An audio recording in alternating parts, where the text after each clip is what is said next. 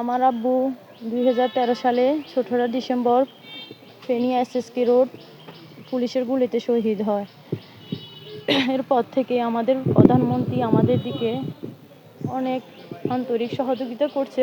আমার বিয়েতে আসেছে এবং আমাদের দীর্ঘ 13 বছর আমাদের দিকে সাহায্য সহযোগিতা করছে। 2013 সালের 4 ডিসেম্বর এই যুব দলের সিনিয়র সহসভাপতি আমাদের হারুন ভাই উনি পুলিশের গুলিতে নিহত হয়েছিল। মূলত এই ফ্যাসিবাদ আমলে যারা শহীদ হয়েছে আর যাদের আত্মত্যাগের কারণে আজকে আমরা এই নতুন বাংলাদেশ পেয়েছি, এই হারুন ভাই তার মধ্যে অন্যতম।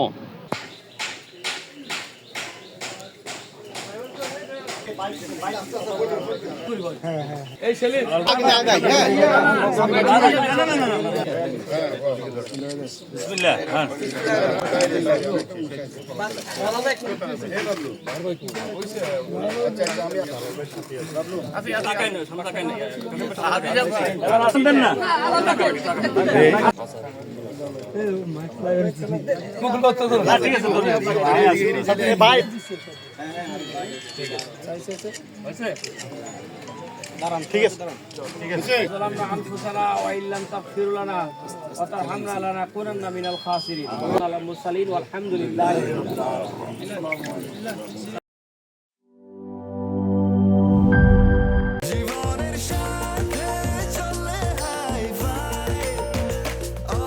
স্বাস্থ্যকর অল টাইম, সব সময় অল টাইম হেলদি লাইফ।